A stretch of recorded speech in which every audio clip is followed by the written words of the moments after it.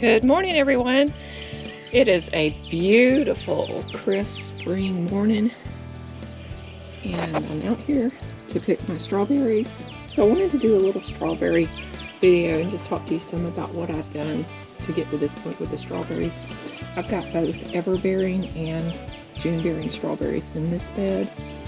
The everbearing strawberries I've had for a couple of years. My dad's had them for several years beyond that, and we've just continued to propagate those plants every year. The June-bearing strawberries are these larger, a little bit lighter green plants here in the middle that I got last October. So if you're going to have strawberries that produce in the spring, you do have to plant them in the fall beforehand, at least here in the southeast. I fertilized them lightly shortly after planting them, and then lightly again back in early February when they started putting out blooms.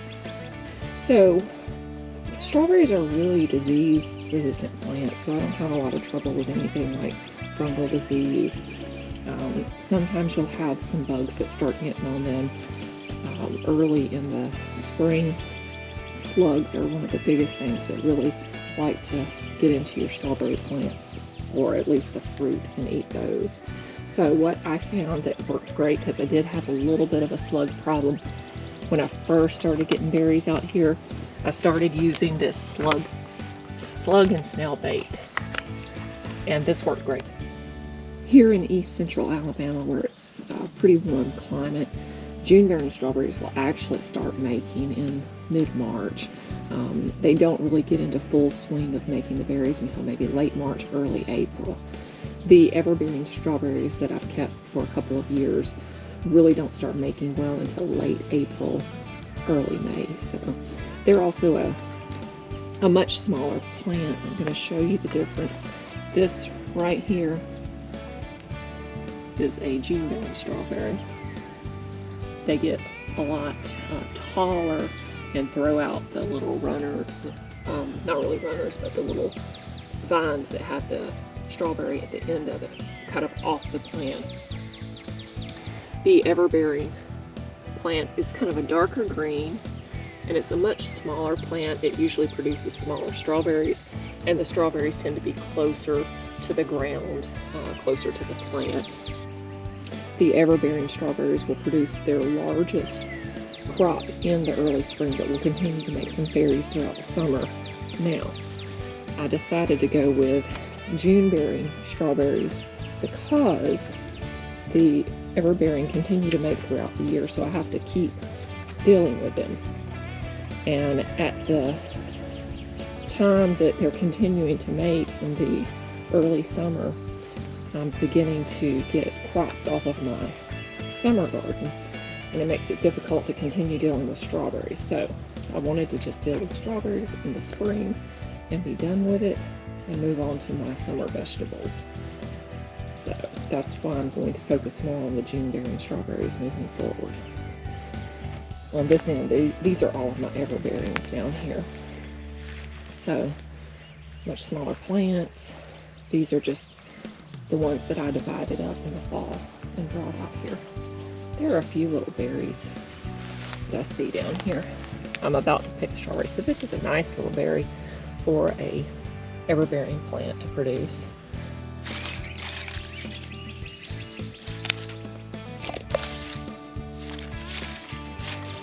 Now, some of the advantages and disadvantages of growing everbearing versus June-bearing. Your everbearing plants are lower to the ground, so they're at higher risk of your fruit being attacked by slugs or eaten by slugs, whereas the June-bearing plants do produce these long stems for the fruit that are kind of up off the ground, so they're less at risk from being eaten by the slugs. However, because they are up off the ground and easily visible, the birds tend to get at them a little bit more than the everbearing plants, which kind of hides its fruit close to the ground under the leaves.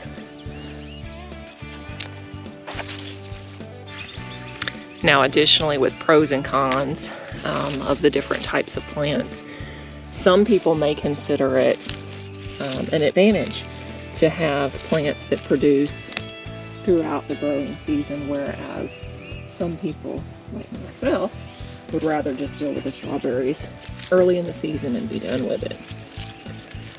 But if you like to get a few fresh strawberries throughout the year versus one big crop, then dealing with the everbearing may be your advantage.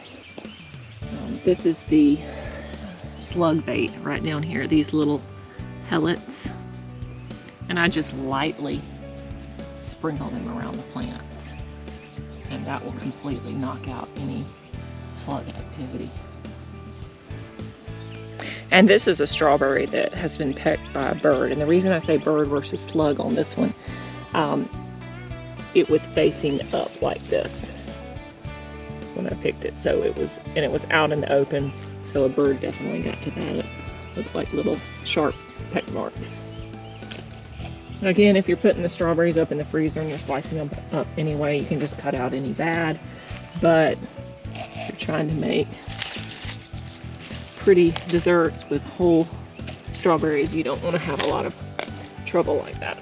Again, this is one that's been eaten by a bird.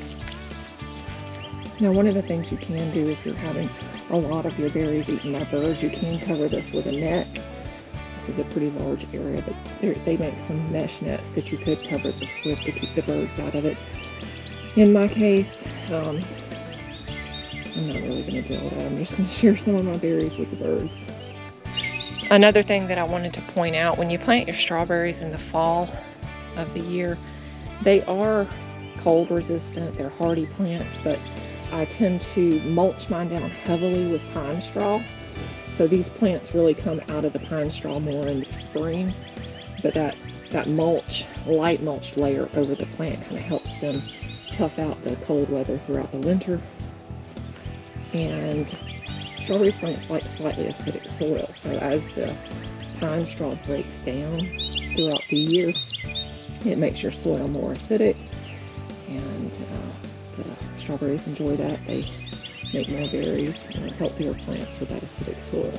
So every year, once you divide them up, just re-mulch them down with a good layer of pine straw. That's the best thing you can use for mulch. It also keeps the berries up off of the dirt when they start making berries, so that they don't rot when they come in contact with the ground.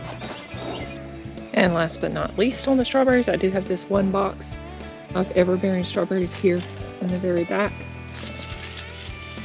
And a little bitty strawberry there.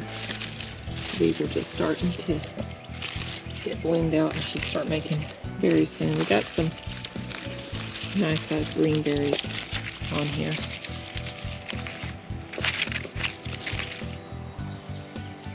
Now in the raised beds, you really shouldn't have any problem with slugs like you do if you plant the strawberries directly in the ground.